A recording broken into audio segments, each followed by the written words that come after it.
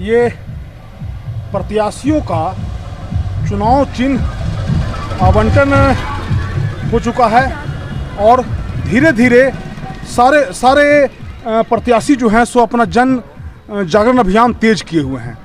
और ऐसे में हर स्तर के जो प्रत्याशी हैं, चाहे वो जिला परिषद हो, वार्ड हैं, वो सारे लोग अपने अभियान में हैं। इसी क्रम में हम आए हुए हैं एक ग्राम संडा में।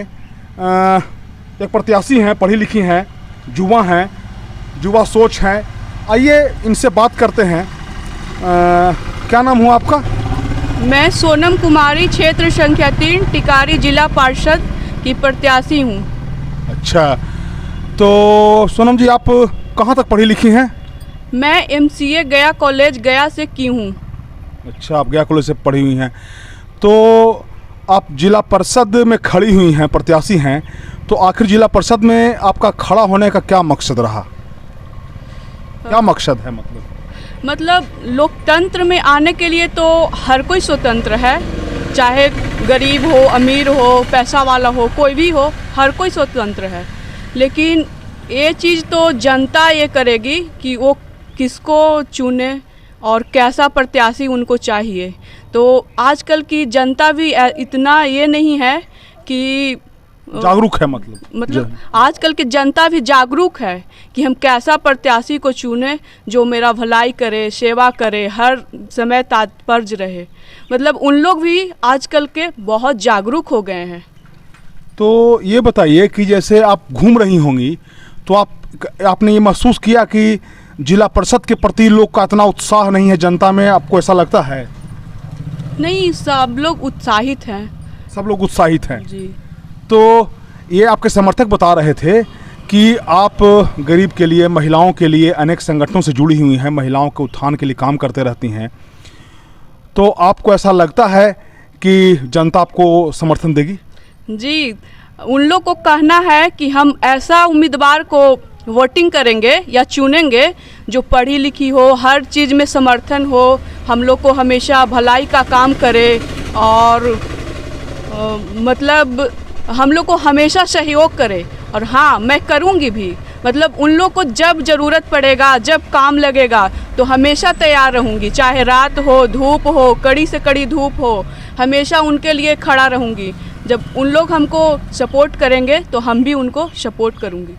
तो जनप्रतिनिधि का जो काम होता है, आप बखूबी समझ गई होंगी कि सरकार और जनता के बीच का कड़ी होता है। तो आपको ऐसा लगता है कि सिर्फ जनता पद सौंप देती है कि जिम्मेवारी भी देती है? नहीं, सरकार और समाज के बीच में जो मजबूत कड़ी है तो वो जनता हमको पद नहीं देती है, एक जिम्मेवारी देती है। और वो जिम्मेवारी मैं उठाती हुए और काम को पूरा करेंगे।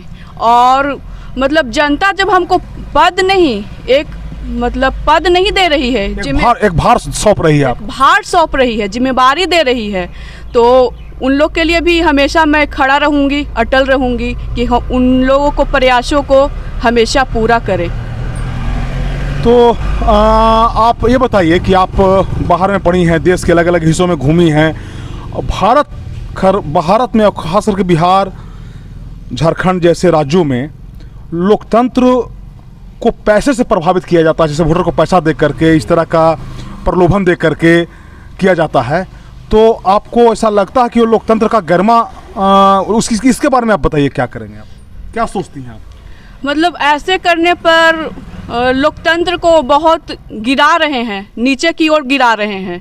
तो बाबा भीमराव अंबेडकर बहुत पहले ही कहे थे कि जितना अंबानी, अडवाणी का नहीं, आप ये कहना चाह रहे हैं कि जो बाबा साहब ने जो संविधान में ऐसा व्यवस्था किया है कि जो वोट की जो ताकत है, आप ये कहना चाह रहे हैं कि अडानी हो या अंबानी हो? जी, अंबानी हो या अडवाणी हो या खेत में काम करने वाले मजदूर हो, दोनों का वोट का महत्व एक है।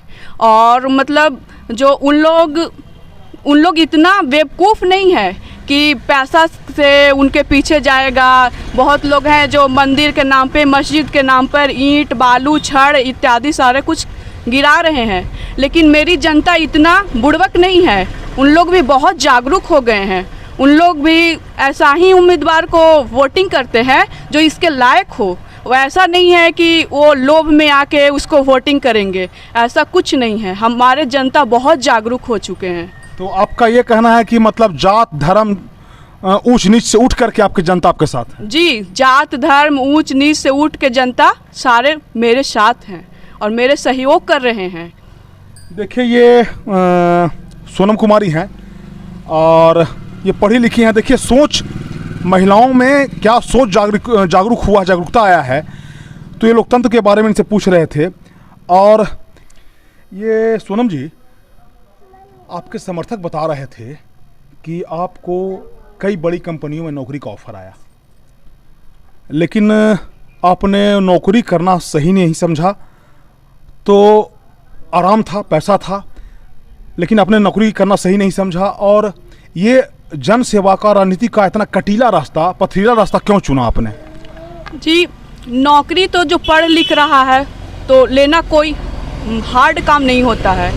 और नौकरी अगर करते तो मेरा जीवन उतना ही दूर में सीमित रह जाता, सिमट के रह जाता। लेकिन जन सेवा करने का मौका नहीं मिल पाता।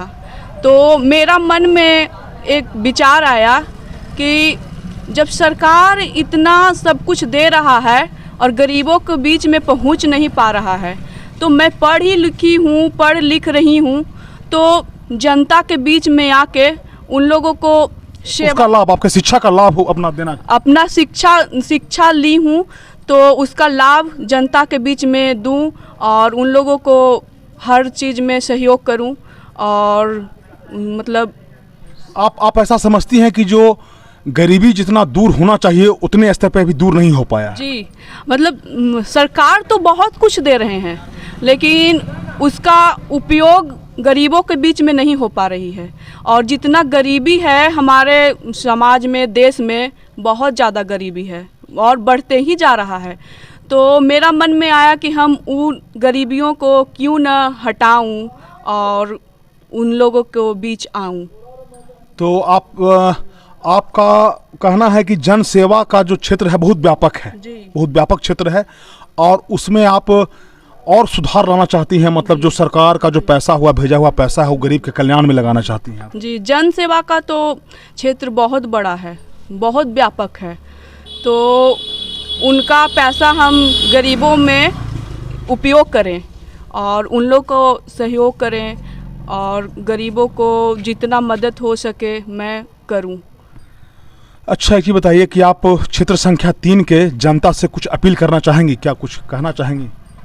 जी, कि मतलब ऐसा उम्मीदवार चुने कि जो इसके लायक हो, हमेशा अटल रहने वाला हो और हमको भारी से भारी मतों से विजय बनाए।